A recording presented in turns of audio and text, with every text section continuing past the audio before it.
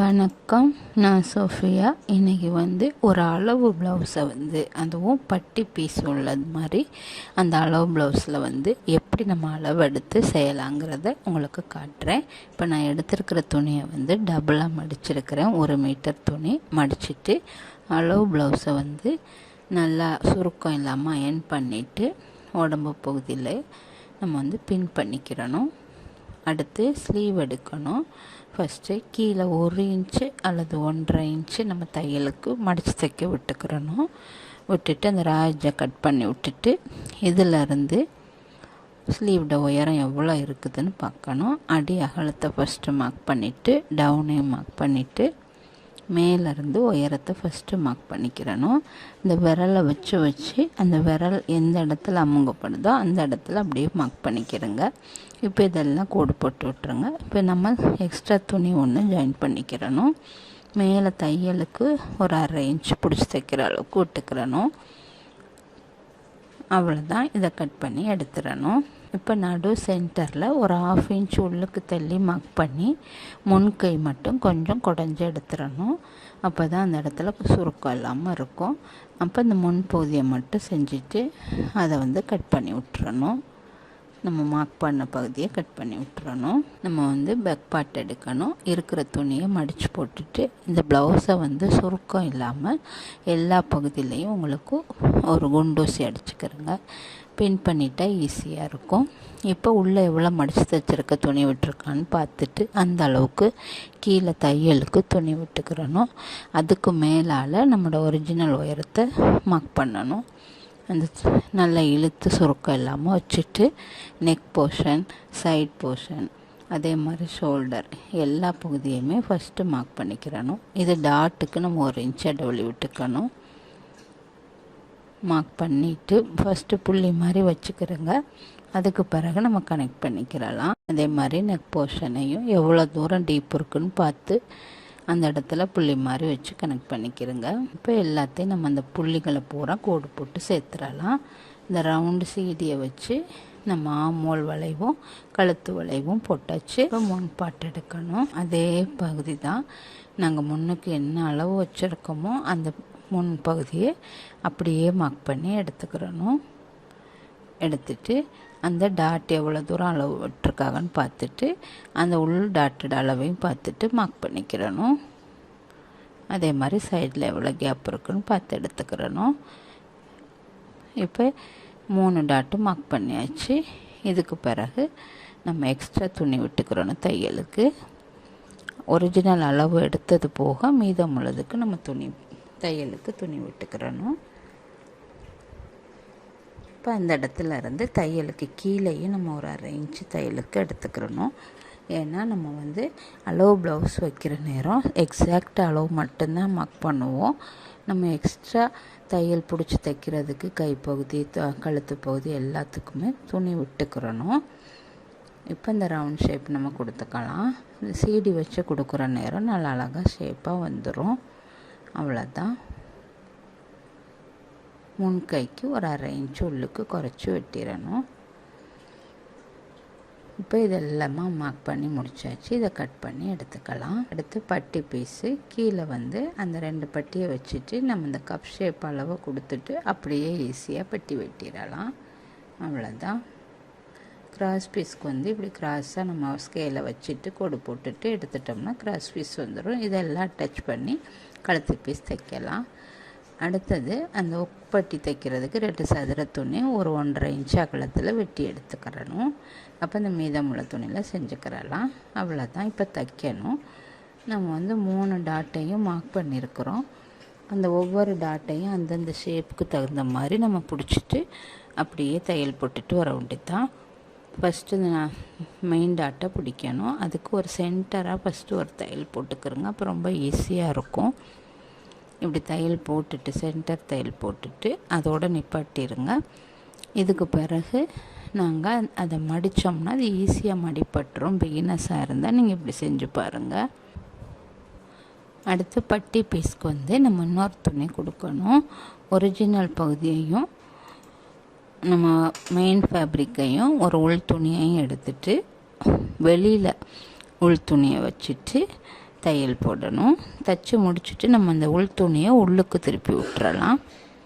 இந்த main fabric மட்டும்தான் நம்மளுக்கு வெளியே தெரியும். ஒரு எக்ஸ்ட்ரா உள்ள நிறைய பெரிய துணியில் எடுத்துகிட்டு நம்ம வெட்டு துணி வச்சுருப்போம் தானே, அதில் வெட்டி எடுத்துகிட்டு தையல் போட்டுட்டு, இப்போ தையல் போட்டதை நம்ம அந்த எட்ஜ் அப்படியே மடித்து விட்டுட்டு அதில் ஒரு தையல் போட்டுக்கிறலாம். அதே மாதிரி மேலே விளிம்புலையும் ஒரு தையல் போட்டுக்கிறலாம். அப்போ நம்மளுக்கு அதை நல்லா சேமாக அப்படியே கனமாகவும் இருக்கும். அடுத்து நம்ம அந்த டாட் பிடிச்சி வச்ச முன்பாட்டில் இந்த பட்டியை ரெண்டையும் சேமாக வச்சுட்டு அந்த எட்ஜு வரையும் வச்சுட்டு ஒரு 1/4 இன்ச்சுக்கு பிடிச்சி தையல் போடணும். ஃபுல்லாக எட்ஜு வரையுமே தைச்சிட்டு போயிடணும். அந்த பட்டி நம்ம அந்த முன்னுக்குள்ளே டாட் வர்ற நேரம் மட்டும் அதை மடித்து விட்டுக்கிறணும் முக்கோண ஷேப்பில். அப்போ மடித்து விட்டோம்னா அது மேலே தையல் உழுகாது. அப்போ இல்லாட்டினா நம்மளுக்கு பிடிச்ச மாதிரி இருக்கும் ப்ளவுஸ் போடுற நேரம். இப்போ பாருங்கள், ஃபுல்லாக 3 பீஸு தைச்சி முடிச்சாச்சு. இந்த உள்ள அந்த பிசுறு துணியெல்லாம் நான் வெட்டி எடுத்துட்றேன். அடுத்து நம்ம ஷோல்டர் அட்டாச் பண்ணுறோம். 2 ஷோல்டரையும் ஒன்றா வச்சு ஃபஸ்ட்டு அடிச்சுக்கிறணும். அதே மாதிரி லெஃப்ட் அண்ட் ரைட்டு 2 பக்கமுமே வச்சு அட்டாச் பண்ணிக்கிறணும். அடுத்து முன் பட்டி தைக்கிறதுக்கு அந்த கொக்கி தைக்கிறதுக்கு ஒரு பகுதியை மடித்து ஒரு பக்கம் சைடு மடித்து எடுத்துகிட்டு இன்னொரு பகுதியை 2ஐயும் டபுளாக தைச்சி எடுத்துக்கிறணும். இப்போ இந்த ஒரு பகுதியில் மேல் பகுதியில், அதாவது நல்ல பக்கம் இந்த டபுளாக மடித்ததை அப்படியே வச்சு தையல் ஒரு 1/4 இன்ச்சுக்கு தையல் போட்டு அடியையும் மடித்து விட்டுக்கிறணும். அப்போ தான் அது அந்த பிசர் இல்லாமல் இருக்கும். நம்மளுக்கு அடியை மடித்து விட்டுட்டு ஒரு 1/4 இன்ச்சு தையல் போட்டு உள்ளுக்கு அப்படியே ஃபுல்லாக வெஜ்ஜு வரையுமே தைச்சி எடுத்துடணும். தைச்சிட்டு திருப்பி உள் பக்கம் அப்படி தைச்சதை உள் பக்கம் திருப்பிட்டு ஃபஸ்ட்டு அந்த ஓரத்தில் ஒரு தையல் போட்டுக்கிறணும். வேணும்னா முன் பகுதியிலையும் ஒரு தையல் போட்டுக்கலாம். இப்படி தான் இந்த கொக்கியை வச்சு தைக்கிற பகுதியை நம்ம ரெடி பண்ணணும்.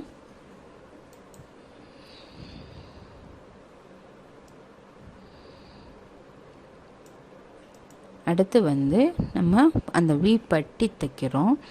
இதை உள் பக்கம் அந்த துணியை வச்சு வெளியால் கொண்டு வரணும். தையல் போட்டுட்டு வெளியால் கொண்டாந்துட்டு அடிப்பகுதியை மடிச்சுட்டு, இதை வேணும்னா உங்களுக்கு முன்னாடியே கூட நீங்கள் தையல் போட்டுகிட்டே செய்யலாம். இப்போ இதை டபுளாக மடிச்சுட்டு எந்த இடத்துலலாம் நம்மளுக்கு கொக்கி வேணுமோ அந்த மாற்ற வேணுமோ அதை மார்க் பண்ணிக்கிறணும். பேசிக்காக 5 வச்சுக்கலாம். நம்ம அந்த பட்டி வர்ற இடத்துல 2ம் மேலே 3ம் வச்சுட்டு நம்ம செஞ்சுக்கிறலாம். மார்க் பண்ணிவிட்டு அதில் ஷேப்பில் அப்படி தையலாலேயே மிஷினாலேயே ஊசியை வளைச்சி அப்படியே ஷேப் போடணும். பாருங்கள், மேலேருந்து திருப்ப கிராஸாக ஒரு தையல், அப்புறம் அப்படியே நேராக அப்படியே திருப்பி ஃபுல்லாகவே அந்த 5 5 இது போட்டுக்கலாம். அடுத்து இந்த கை ஸ்லீவுக்கு நான் ஜாயிண்ட் ஒன்று வெட்டி வச்சுருந்தேன். அந்த துணியை எடுத்து நம்ம ஜாயின் பண்ணிக்கலாம். அது கை பத்தலைன்னா நம்ம இப்படி தான் ஜாயின் பண்ணணும். எந்த அளவு துணி வேணுமோ அந்த அளவை ஃபஸ்ட்டு தையல் போட்டுட்டு தேவையில்லாததை வெட்டி விட்டுறணும். அந்த தையல் போட்ட இடத்துலையே நம்ம மடித்து விட்டு மேலேயும் ஒரு தையல் போட்டுக்கலாம். அப்போ நம்மளுக்கு பிரியாமல் இருக்கும். அடுத்து கிராஸ் பீஸ் எடுத்து சதுரமாக, அதாவது ஒரு துணிக்கு மேலே இன்னொரு துணியை வச்சுட்டு அப்படியே கிராஸாக ஒரு லைன் போட்டுக்கிறணும். லைன் போட்டுட்டு அந்த மேலே உள்ளது எக்ஸஸை அப்படி கட் பண்ணி விட்டுட்டு திருப்பினோம்னா கிராஸ் பீஸ் வந்துடும். இந்த மாதிரியே நம்ம எல்லா துணியும் நம்ம செஞ்சு எடுத்துக்கிறணும். செஞ்சு எடுத்துட்டு அதை டபுளாக அப்படியே மடித்து தைச்சிடணும். அப்போ ஈஸியாக இருக்கும் எங்களுக்கு மிஷின் தையல் போடுறதுக்கு. இல்லை நீங்கள் கையாலேயே எம்மிங் பண்ணி தைக்கலாம். ஃபுல்லாகவே தையல் போட்டுறணும். இப்போ அந்த நம்ம போட்ட கிராஸ் பீஸை அப்படியே நெக் பீஸில் வச்சு அட்டாச் பண்ணணும். ஒரு எட்ஜில் வச்சுட்டு இழுக்காமல், கழுத்து பகுதி இழுக்கக்கூடாது. இந்த துணியை மேலே உள்ள துணியை மட்டும் அட்ஜஸ்ட் பண்ணி அப்படியே ஒரு 1/4 இன்ச்சுக்கு தையல் போட்டுட்டு வரணும். இது கிராஸ் பீஸ் துணினால் அப்படி வளைஞ்சு கொடுக்கும். நம்ம நேர்பாட்டில் போட்டிருந்தா இப்படி நேராக தான் வரும், கிராஸாக வராது.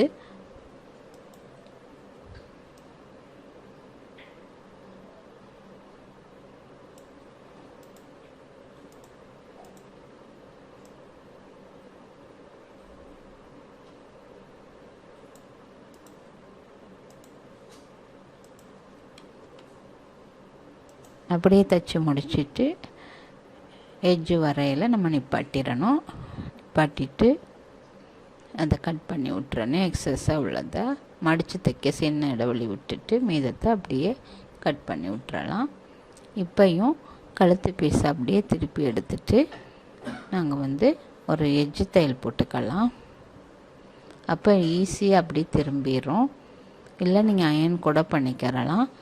அந்த எட்ஜில் இப்படி ஒரு தையல் மிஷின் தூக்கிட்டு அந்த லைனிங் துணி மேலே தான், அதாவது அந்த கிராஸ் பீஸ் மேலே தையல் விழுகிற மாதிரி பார்த்துக்கிறணும்.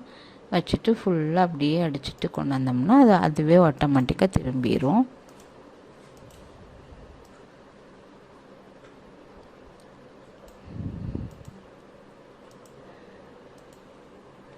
அதுக்கு பிறகு நம்ம அந்த அடித்த துணியை அப்படியே உள்ளுக்கு அப்படியே திருப்பி பரட்டி விட்டுட்டு அதை வந்து நீங்கள் எம்மிங் கூட பண்ணிக்கலாம். கை தையல் வேணும்னா கையில் எம்மிங் பண்ணிக்கலாம். நான் இதில் வந்து அப்படியே மெஷின் தையல் போட்டு விட்றேன். மெஷின் தையல் போட்டு விட்டால் இது சும்மா சாதாரண வீட்டுக்கு போடுற ப்ளவுஸ் தான். அப்போ நம்மளுக்கு வந்து பிரியாது. நம்ம வெளியில் போடுற மாதிரி நீங்கள் இருந்தால் நீங்கள் அதே கலர் நூல் எடுத்து எம்மிங் பண்ணிக்கிறலாம். எம்மிங் பண்ணால் நீட்டாக இருக்கும். அவ்வளோதான். இப்போ அடுத்து அளவு ப்ளவுஸை எடுத்து நம்ம வச்சு பார்க்கணும் எல்லாம் சரியாக இருக்கான்னு சொல்லிவிட்டு மேல் பகுதியை பார்த்துட்டு ஸ்லீவ் பகுதியையும் உடம்பு பகுதியும் எவ்வளோ தூரம் இருக்குன்னு பார்த்துக்கிறணும். பார்த்துட்டு அந்த அளவுக்கு நாங்கள் மார்க் பண்ணிவிட்டு அப்படியே நேராக தையல் போட்டுட்டு வர வேண்டியதுதான். அதே மாதிரி 2 பக்கமுமே நாங்கள் செய்யல. அது ஈஸியாக மீதம் உள்ள துணியை கட் பண்ணி விட்டுறணும். அப்போ அந்த அளவு என்ன அளவு இருந்துச்சோ அந்த அளவுக்கே அந்த ப்ளவுஸ் வந்து ரெடி ஆகிரும்.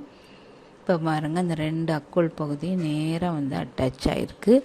அதுதான் மெயின். அப்போ உடம்பு பகுதியும் சரியான அளவுக்கு நம்ம மார்க் பண்ணி வெட்டி முடிச்சாச்சு. இப்போ இதே மாதிரி நீங்களும் செஞ்சு ட்ரை பண்ணி பாருங்கள். தேங்க்யூ.